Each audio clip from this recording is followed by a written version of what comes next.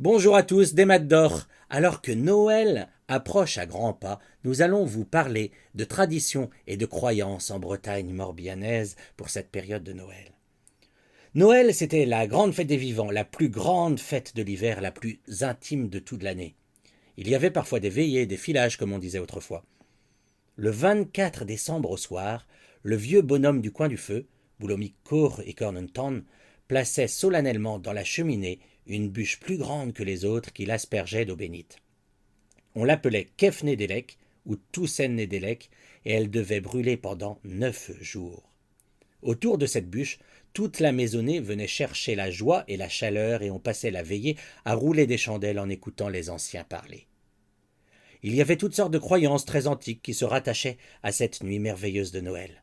On disait que le chrétien qui jeûnerait le 24 décembre jusqu'au lever des 9 premières étoiles connaîtrait tous les morts de l'année s'il avait soin d'entrer à l'église à reculons et d'y prendre l'eau bénite de la main gauche. Mais généralement, ce genre d'expérience ne réussissait pas à ceux qui les faisaient. On disait encore que les enfants nés au cours de la nuit de Noël comprenaient le langage des oiseaux. On disait enfin et surtout que pendant la messe de minuit, les animaux parlaient entre eux.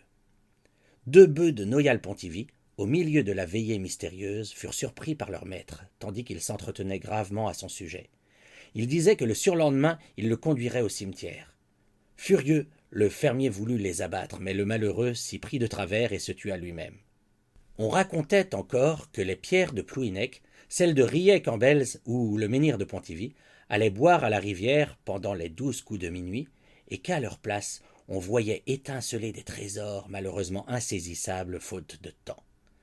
Pendant qu'auprès du feu, les vieillards racontaient aux enfants toutes ces merveilles qui leur faisaient ouvrir de grands yeux remplis d'étonnement, les jeunes gens parcouraient la campagne, une torche préparée à l'avance à la main, cheminant de porte en porte pour annoncer la naissance du Sauveur. Quand nom de Noël, Noël, Noël, Gannet et Jésus sur salver, quand nom de Noël, chantons Noël, Jésus notre Sauveur est né, chantons Noël. Et toute la nuit de Bethléem était décrite dans leurs cantiques. Ils chantaient et les enfants écoutaient sans rien dire, le nez en dehors du lit clos, tandis que les vieux se tenaient tout droit contre les piliers de la cheminée. Joseph et Marie, disait le cantique, cherchent un logis. Ils cherchent et ne trouvent pas. On ne loge pas les pauvres gens. On loge les princes et les barons, les nobles et les prêtres. Joseph va, Joseph vient, regardant Marie avec pitié.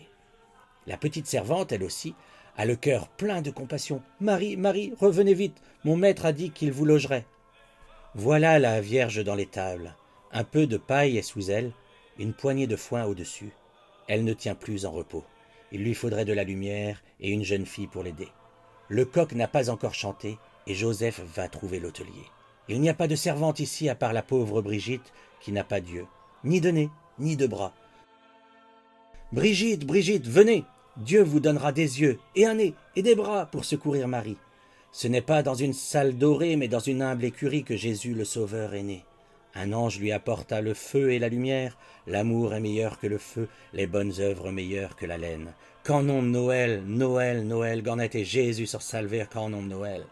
Et tandis que le refrain se perdait au loin dans la campagne avec le bruit des sabots dans la boue, le but de Jules qui se sentait frère des bergers de Bethléem, la servante qui voyait en Brigitte je ne sais quelle bretonne vêtue comme elle de bure et coiffée de toile de lin, comprenait que cette fête du monde entier était encore davantage leur fête à eux qui ne possédaient rien. Quand approchait l'heure de la messe, on partait pour l'église.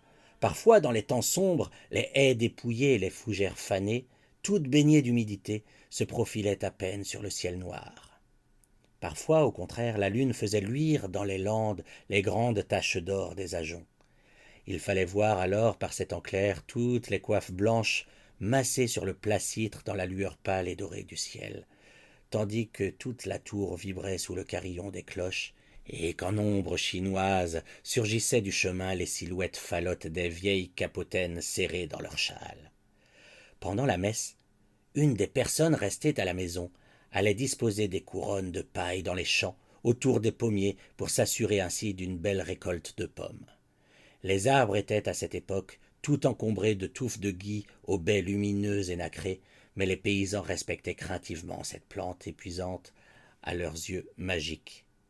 Au retour de la messe, la maisonnée ranimait le feu du titane, et se réunissaient à nouveau près de la cheminée.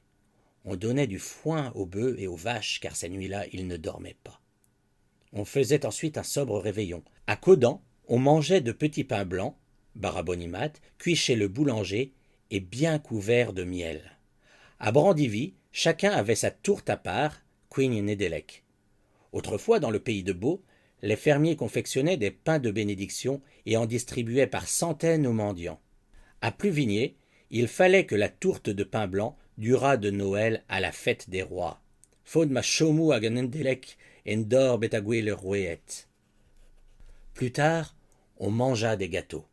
À Séglien, on appelait cela faire le Torengate. Noël était le centre de l'hiver, et il fallait que ce jour-là, dans le grenier restât la moitié du fourrage et que la moitié du chanvre fût filée. La dernière semaine de l'année était nommée Spierezen, celle qui observe, ou Gorsun, la vieille semaine, et l'on y étudiait le temps de chaque matinée et de chaque soirée. Il indiquait, assurait-on, quel serait celui des 12 mois de l'année suivante. Sur ce, je vous souhaite un Nedelec Lawen. Joyeux Noël.